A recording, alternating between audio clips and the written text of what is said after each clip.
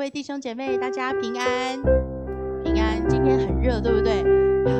但是还是神所赏赐美好的一天，阿们吗？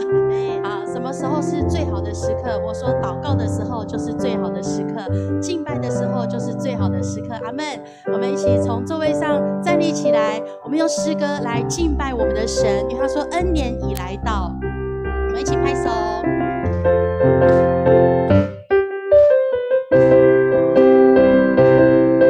主的灵在我身上，他以恩膏我，叫我传好信息给谦卑的人，医治一切伤心的人。主的灵在你身上，他以恩膏你，报告被掳的释放，被囚的自由。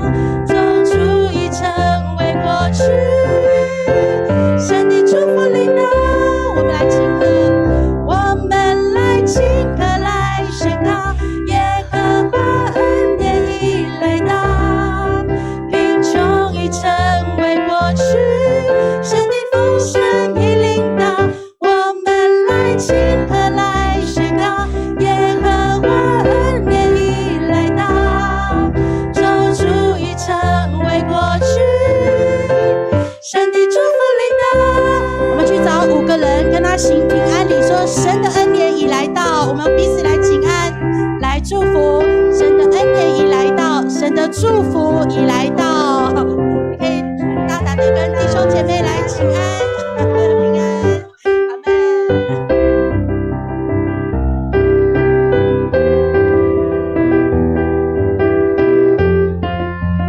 好，5个人哦，一定要找5个人哦。主的灵在我们的身上，我们就要得着自由，阿们。我们再一次用很喜乐的声音来称赞我们的神。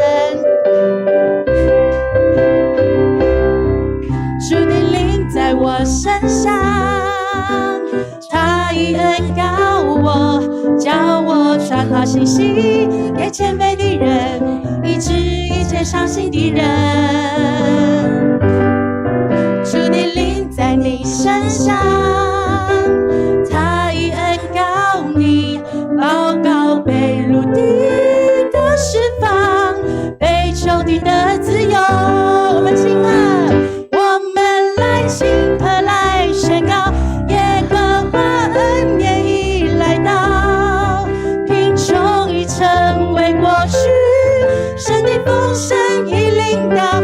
我们来请和来宣告，耶和华恩年已来到，救主已成为过去，神的祝福临到。我们来请和，我们来请和来宣告，耶和华恩年已来到，贫穷已成为过去，神的丰盛已临到。我们来请和来宣告，耶和华恩年已来到，救主已成为过去，神的祝福临到。我们请姐妹来唱好吗？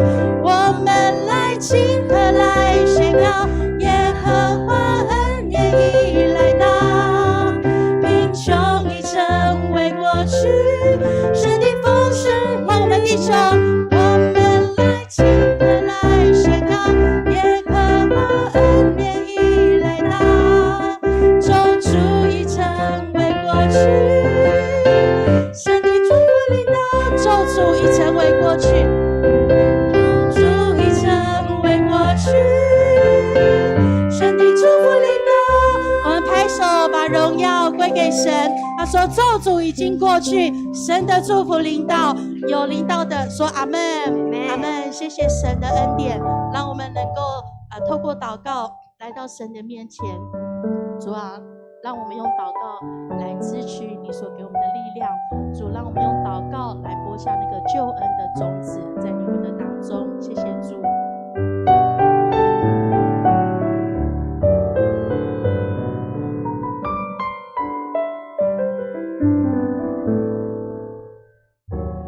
一祷告播下救恩的种子，一泪水浇灌心灵的深处。神的灵使软弱的心变得刚强，我的信心建立在耶稣的磐石上。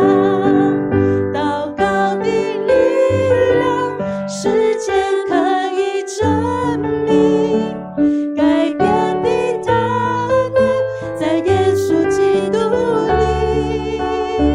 献上心香之祭，直达到你宝座前，因你心事，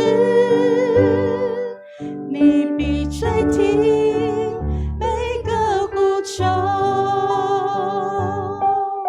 以祷告来到神的面前，以祷告向我的神来倾心吐意，以祷告播下救恩的种子，以泪水浇灌心灵的深处。神的灵使软弱的心变得刚强，我的信心建立在耶稣这磐石上。祷告的力量，时间可以证明，改变的大能在耶稣基督里。献上心香之祭，直达到你宝座前，因你心事，你必垂听每个呼求。祷告，祷告的力量，时间可以证明，改变的大能在耶稣基督里。献上心香之祭，直达到你宝座前，因你心事，你必垂听每个呼求。我们再举手向神来祷告。的力量，时间可以证明，改变的大能在耶稣基督里。献上心香之祭，直达到你宝座前，因你心事，你必垂听，因你心事，你必垂听，因你心事，因你心事，你必垂听每个呼求。主啊，祷告的力量是我们一再的经历，让我们的生命，让我们的时间，我们来领受，我们来证明神你的爱，神你的恩典是那信实的，在我们的生命当中展现。主，我们谢谢你用祷告来救拔我们。主啊，我们谢谢你用你的救恩来挽回我们。我们赞美你，我们将荣耀归给神，我们将今晚的祷告会献给神，让我们能够来到你的面前，跟神建立那个美好真实的关系。我们谢谢你这样祷告，奉耶稣的名，阿们。请坐。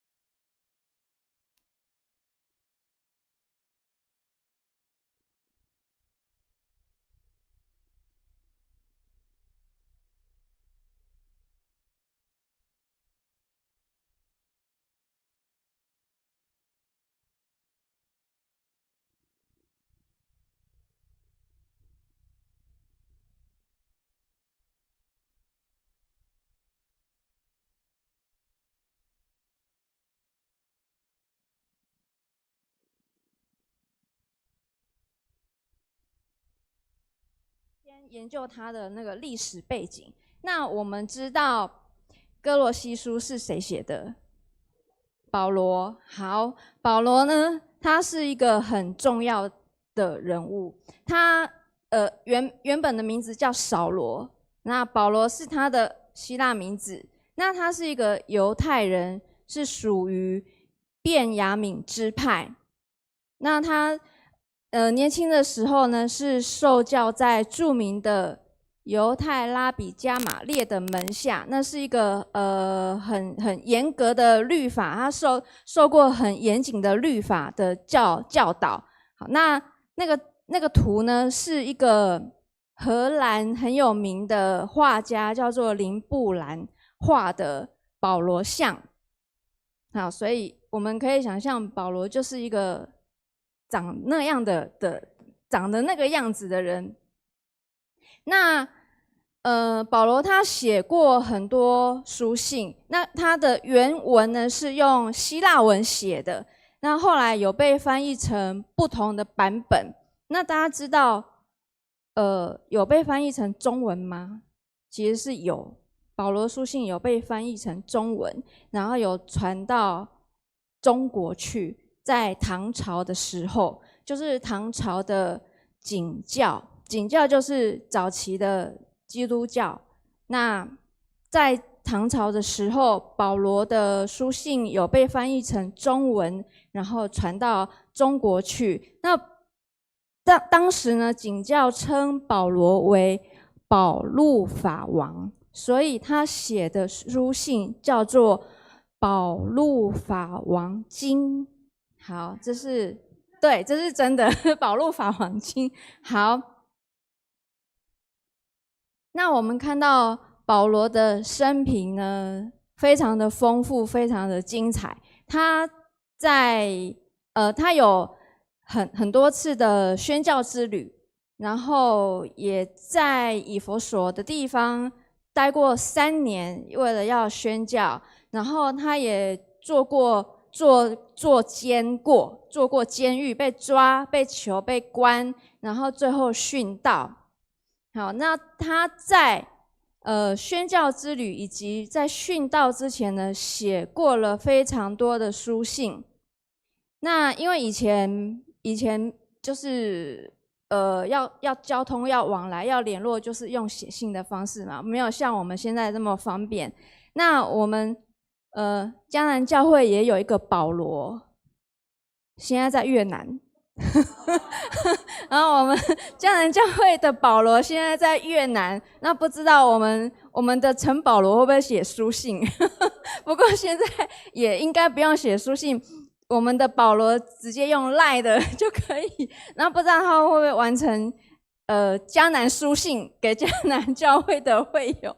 好，那我们看到保罗写了13卷书信，都是在新约圣经。那新约圣经有27卷，那保罗他的书信就占了13卷，所以保罗他真的是一个非常非常重要的上帝的使徒。那我们看到保罗他第一次呢，在罗马被囚的时候，就是坐监的时候，他写的书信有腓立比书，他是写给腓立比人，主要是表达他对腓立比圣徒的感激以及挚爱，要鼓舞他们不要因为保罗呢他被囚了而感到失望。那他也写哥罗西书，他是因为听到哥罗西圣徒呢有受到严重错误的教导，所以他赶快写了哥罗西书给哥罗西的教会的信徒，那提醒他们要小心遵守不来自基督的品格。那他也写了以弗所书，他写给以弗所人是包含了对基督教会的教导。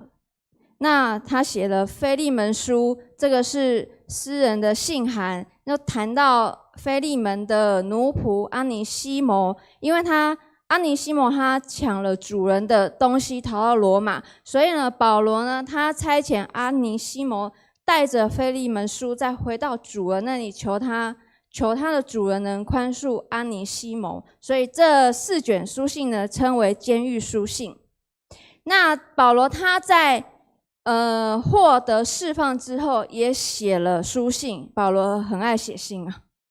好，他写了提摩太前书，这是他前往以弗所，他留下了提摩太去制止一些荒谬的思想，然后他也勉励提摩太，鼓励他，并且劝告他要完成他的职责。他写的提多书，就是给提多的书信，是他从监狱释放的期间写的。他已经拜访当时提多服务的克里特地，那信中主要是在阐述正义的生活以及教会内的纪律。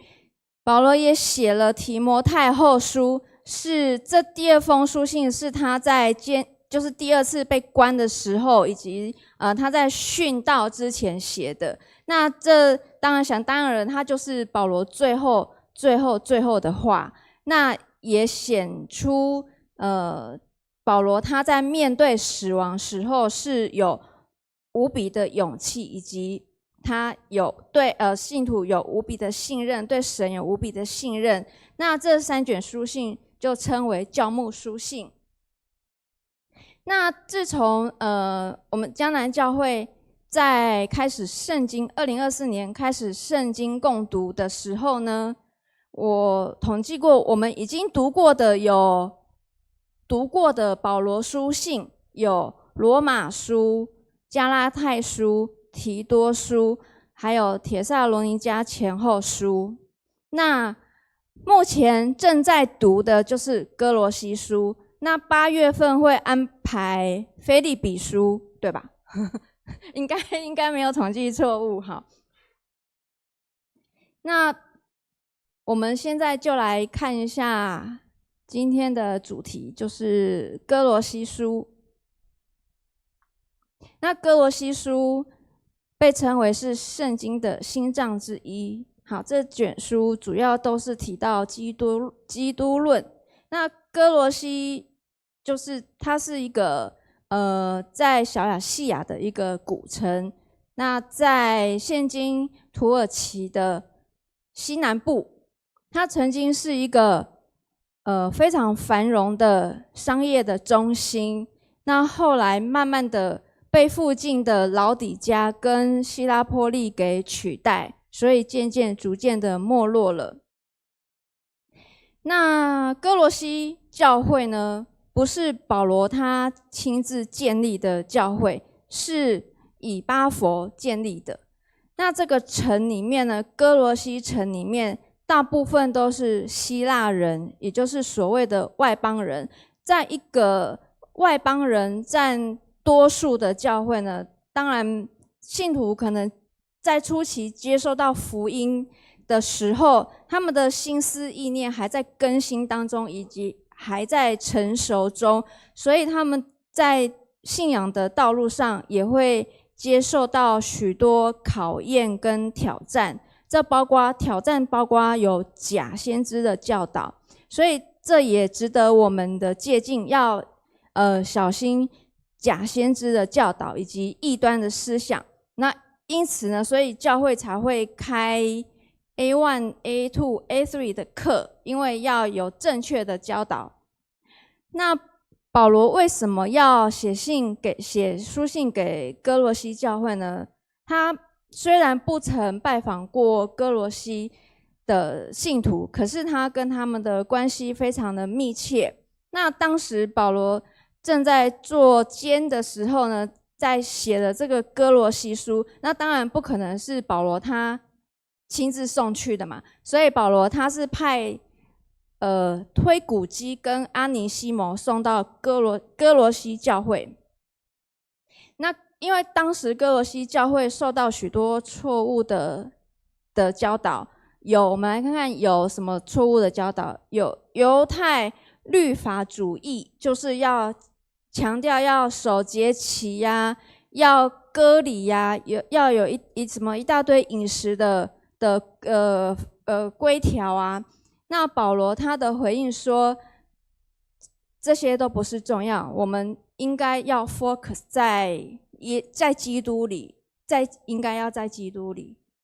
那也受到希腊哲学以及诺斯底主义的影响，标榜秘密的知识以及虚空的理学，这个思想是认为物质是很邪恶的。那保罗他就写信告诉他们，神的本性一切的丰盛都是有形体居住在基督里。那也受到敬拜天使神秘主义的影响，有人提倡要敬拜天使。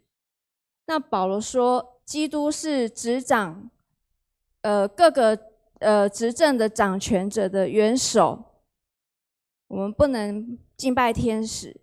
那也有受到极端禁欲主义的影响，鼓吹不能拿、不能尝啊、不能摸啊、不能怎样、不能，就非常苛刻的自己。那保罗他的回应是，信徒已经跟基督同死同复活，应该要思想这是天上的事情，而不是被世俗的规条给捆绑。好，那为什么会受到这么多就是不好的影响，会受到不好的教导？是因为人认为基督还不够完全，所以保罗他在写给哥罗西教会的一开始呢，第1章呢，他就用极荣耀的方式来介绍耶稣基督。那我们一起来念第1章的15节到第18节，15节一起来。基督是那看不见的上帝的形象，是超越万有的长子。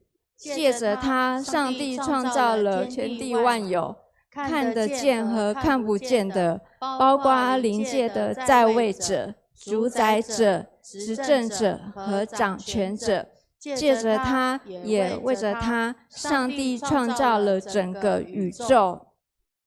17，基督在万有之先就存在，万有也借着他各得其所。他是教会，他的身体的头，他是新生命的源头，他是长子，首先从死里复活，目的是要在万有中居首位。这里告诉我们呢，有2个要点。第一个就是基督是创造主，而不是受造者。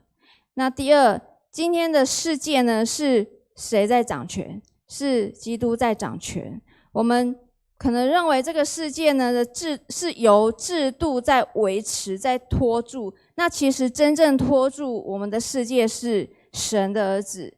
那同理可证，我们的生命能走到现在，也是因为有基督在拖住、在扶持我们。然后再来，保罗又以耶稣基督为中心，他强调信徒的信心要建立在耶稣基督上。那他强调教导信徒要警醒，要谨慎，不要被虚假的谎言跟错误的教导所迷惑。那他也要信徒要赶紧来悔改，要回到救恩最原本的真理，就是要依靠我们的元首。我们的元首就是耶稣基督，所有的肢体都是出于元首。那保罗他在这里就像一个循循善诱的长者，好耐心教导自己的晚辈。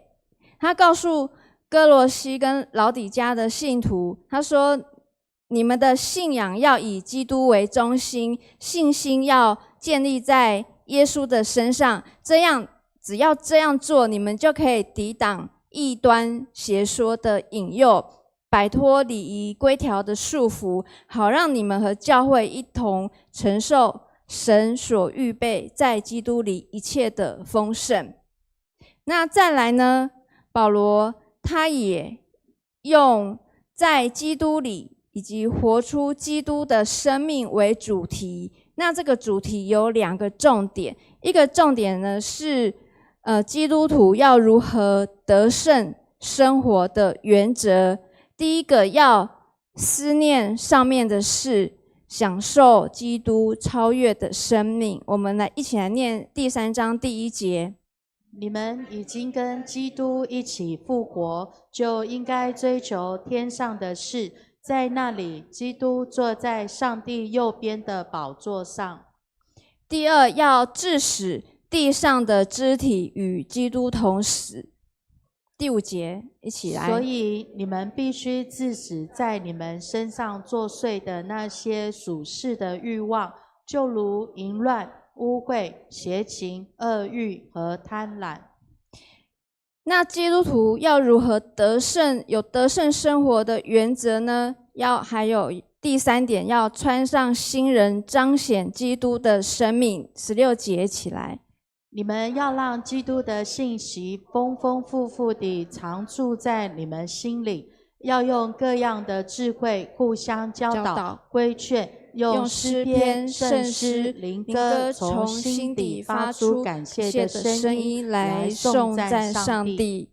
那最后呢，保罗说完前面3章的启示之后，在最后总结他给哥罗西信徒的嘱咐。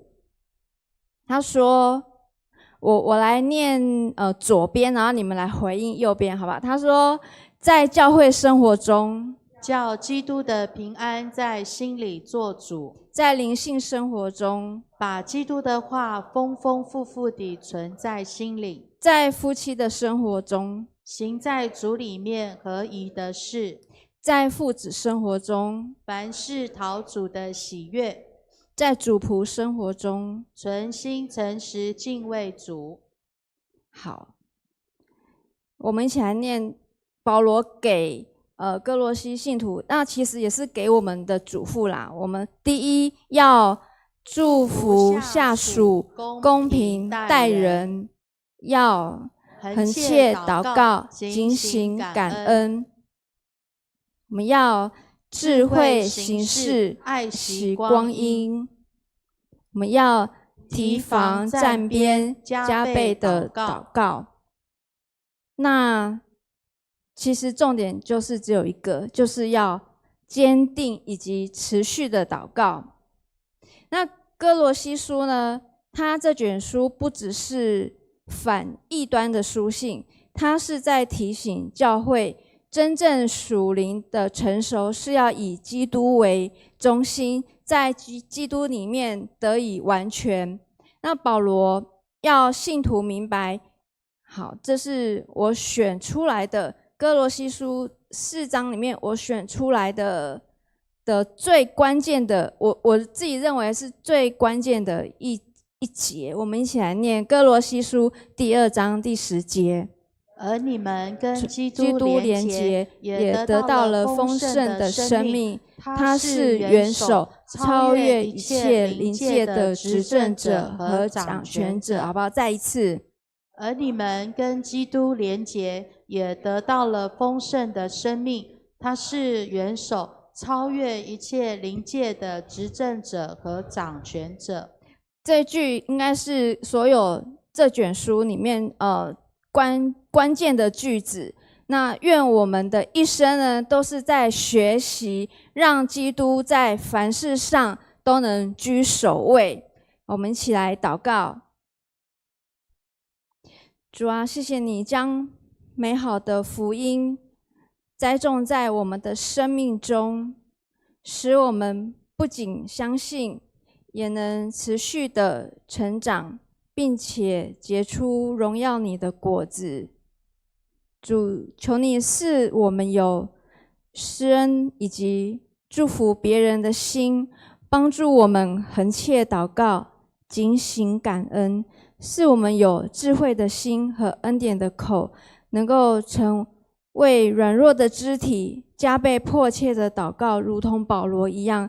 因为在基督里，我们彼此都是弟兄姐妹，我们要彼此关怀，彼此代祷，共同在主里享受这样的福分。我们这样祷告是奉靠主耶稣基督的名求，阿们。从座位上站起来，我们用这首诗歌来回应神。祷告的殿，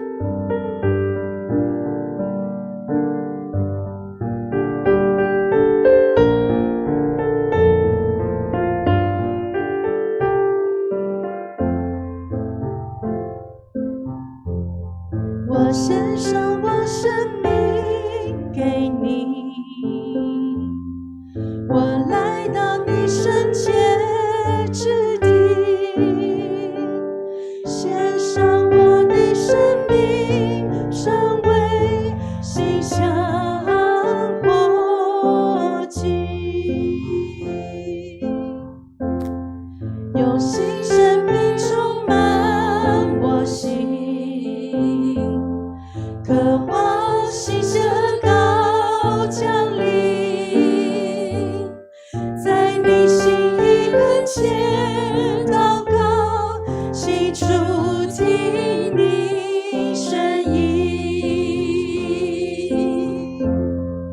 使我成为祷告殿，圣洁祷告地点，让各方各族都聚集，来敬拜寻求你，使我成为祷告殿，圣洁祷告地点，让各方各族都聚集，来敬拜寻求你。我献上我生命给你，我来到你圣洁之地，献上我的生命，成为馨香火祭，用新生命充满我心，渴望新鲜高降临，在你心意跟前祷告，清楚听你声音。我们举手来敬拜，使我成为祷告殿，圣洁祷告地点，让各方各族都聚集，来敬拜寻求你，使我成为祷告殿，圣洁祷告地点，让各方各族都聚集，来敬拜寻求你，使我成为祷告殿，圣洁祷告地点，让各方各族都聚集，来敬拜寻求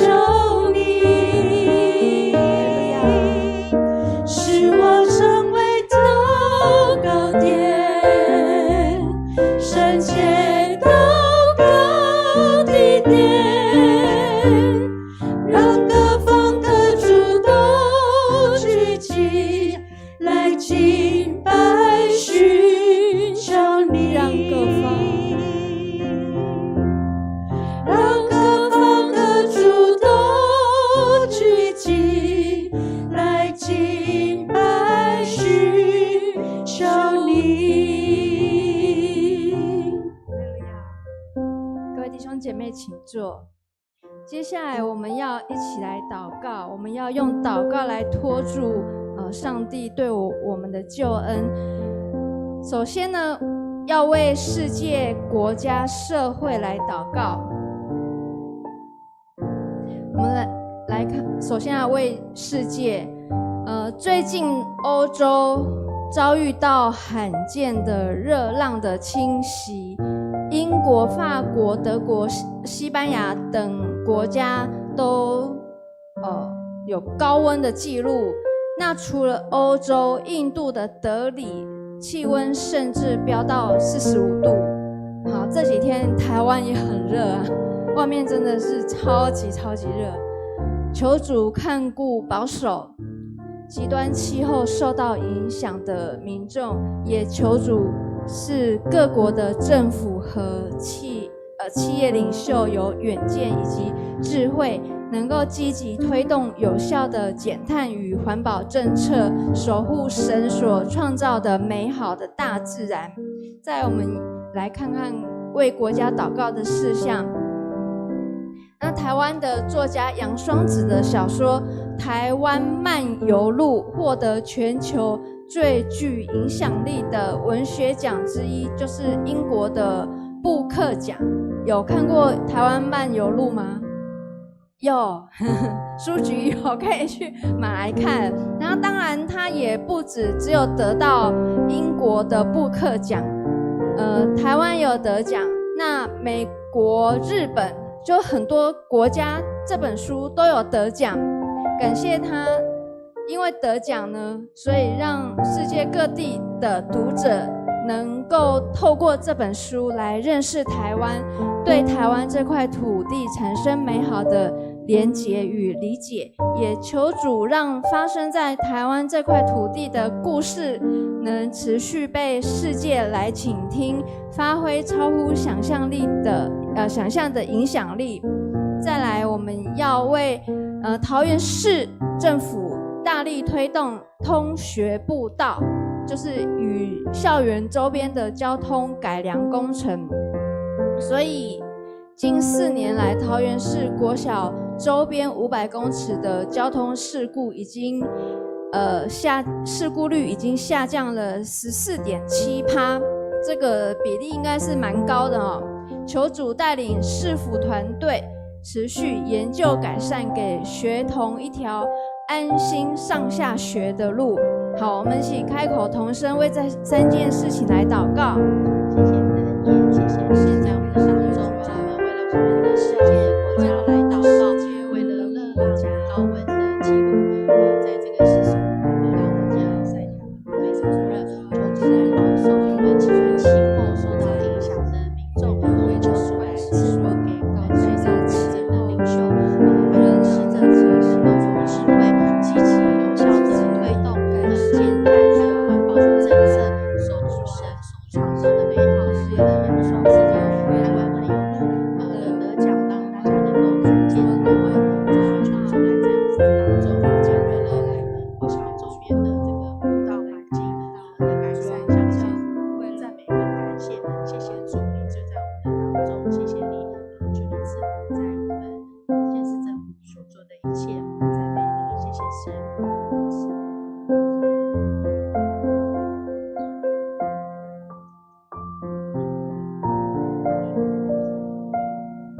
亲爱的天父啊，我们要赞美感谢你。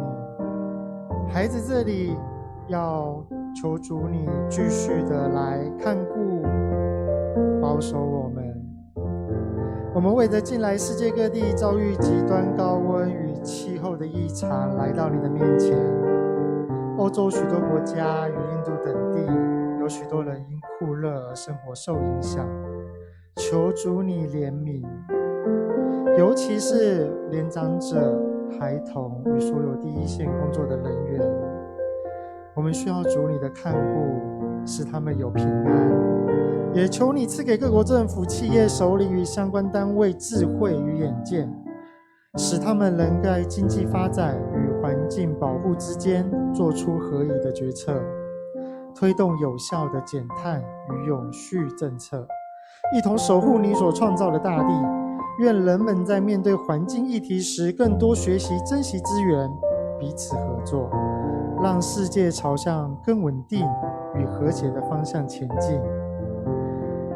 主啊，我们也要再一次的感谢你，因你是大有能力的神，你是超越一切掌权者的神。感谢你让台湾作家的作品能够获得国际文学奖的肯定，使世界各地的人有机会透过不一样的方式来认识台湾这片土地与文化。谢谢你赐下创作的恩典，也让台湾的故事被更多人看见与理解。求你继续祝福台湾的文化工作者，让他们能以真诚与智慧传递美善的价值，成为社会与世界的祝福。也愿世界各地的人能透过交流彼此理解，彼此尊重，使台湾与各国之间建立更多良善与美好的连结。在这里我们也要感谢主你，感谢主你保守桃园市近年在校园周边我们的交通改善上有很好的一个进展，让学童上下学安全逐渐提升。求你继续带领，求你的圣灵与我们同在，求主你派遣天使天军安营扎在我们的四围，让我们的市府团队、学校与相关工作人员在通学步道与交通规划上有智慧与细心，能够持续找出需要改善的地方。也求你保守每一位学生、家长与用路人，赐下平安与警醒的心，使大家都能彼此礼让，遵守交通规则。愿每一条通往学校的道路都成为安心、安全的道路。我们这样子祈祷，是奉靠主耶稣基督的圣名求，阿们。好，我们再来要为教会来祷告。那感谢主带领长职同工用心参与在诗篇、路德记、哥罗西书等圣经共读的服事上，也要为了6月4号开始由牧师预录的列王记上下共读来代祷，然后让更多的弟兄姐妹能透过每日的灵修与主耶稣有更亲密美好的关系，经历更多的恩典与祝福。然后再来要为青年牧区，他们在5月30，就是礼拜6，要前往台北灵粮堂灵粮山庄参加约书亚乐团敬拜巡回。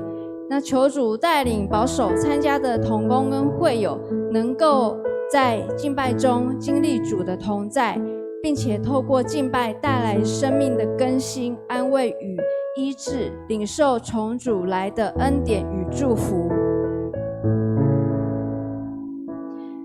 然后教会是在7月6号到10号有阿嘎北的儿童夏令营。那今年的主题是新世纪福音勇士，主题是要破解网络成瘾。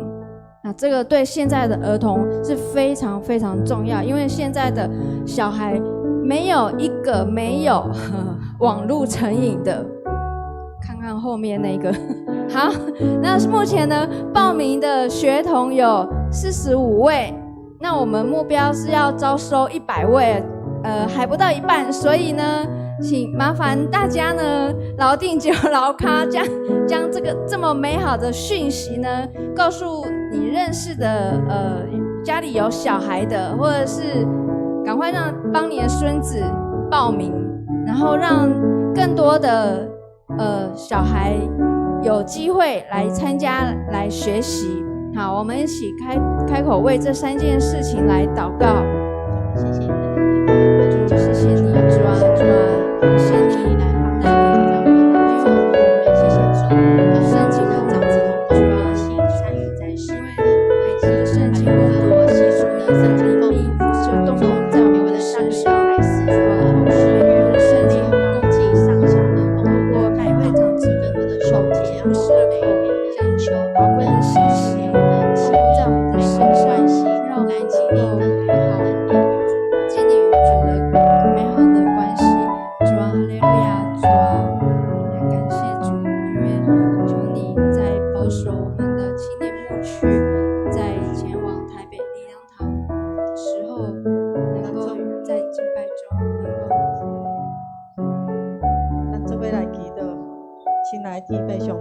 感谢你一直持续带领教会伫圣经得强读的服侍顶面赐落恩典。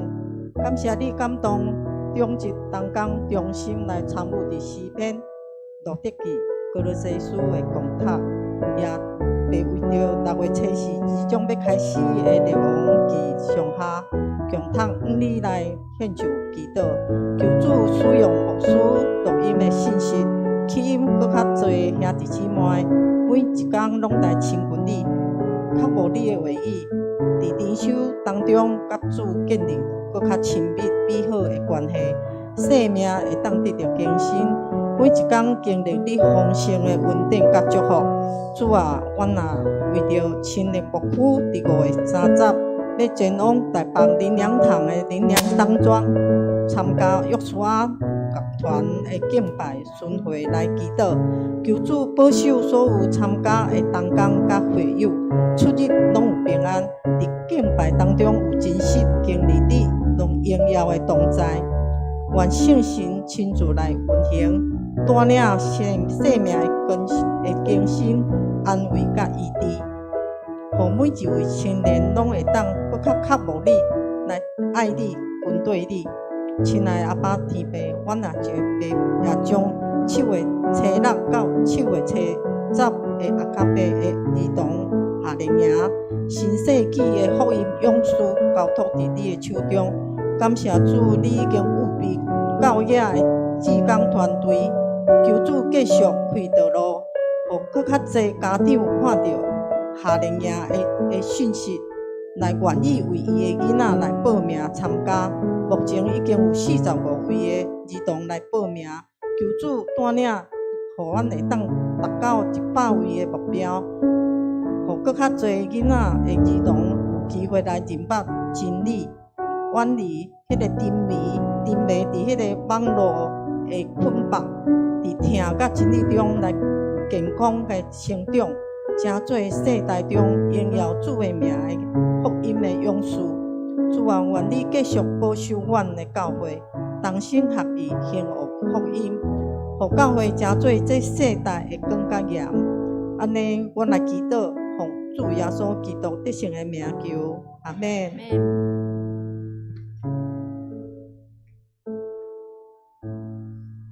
好，接下来我们要为肢体来祷告。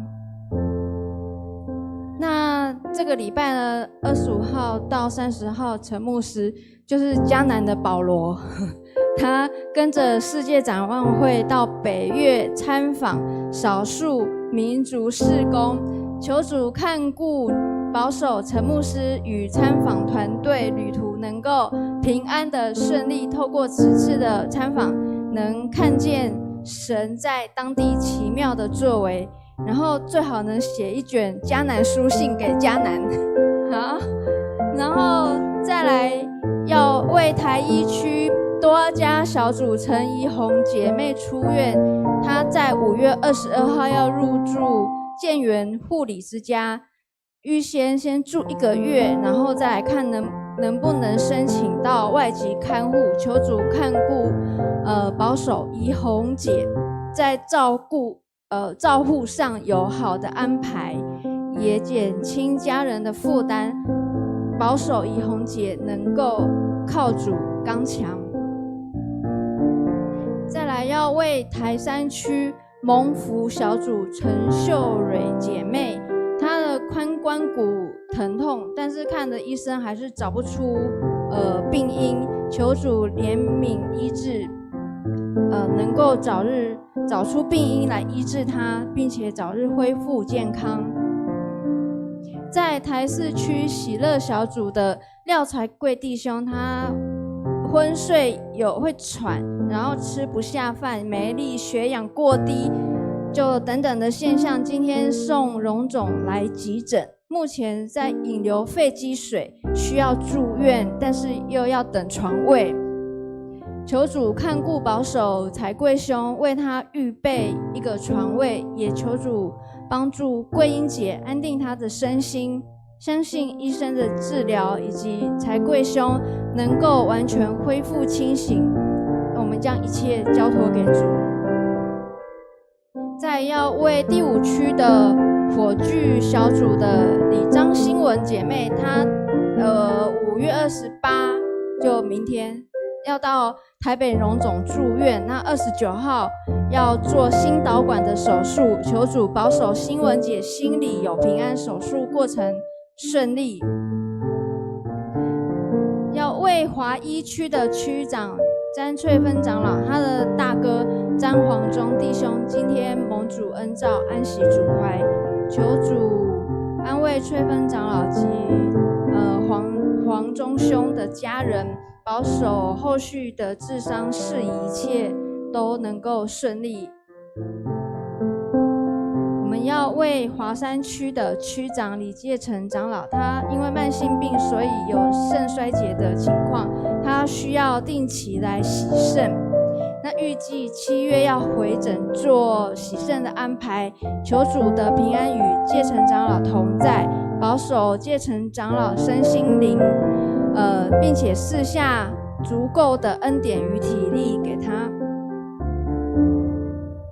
再也是华山区赞美小组的陈淑华姐妹，她要重新申请社会住宅。那申请社会住宅不是这么简单，要经过层层的审核，然后最后还要抽签。求主看顾申请的手续能够顺利的完成，然后也能够让她抽到申请到社会住宅。好，淑华姐今天有在现场，好，我们为你祷告。好，我们一起同声开口，为这几个肢体来代祷。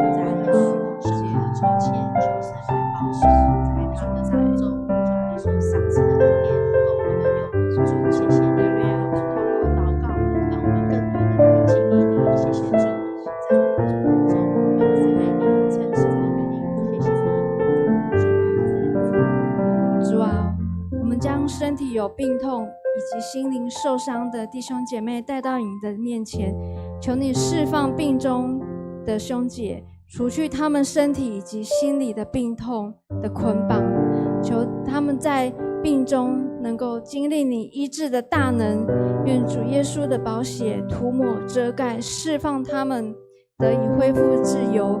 我们呼求你在这受伤的世界能够彰显神迹，求圣灵的安慰临到所有破碎的灵魂，求主你带下医治和恩典。主，你的道路高过我们的道路，你的意念高过我们的意念，求你赐下一切的救赎，求你的脸光照我们。主，谢谢你，你是垂听人祷告的主，我们这样祷告是奉靠主耶稣基督的名求，阿们。我们最后用这首诗歌来回应神，我们再次的从座位上站起来，求神来听我们的祷告，来垂听我们在他面前的敬拜。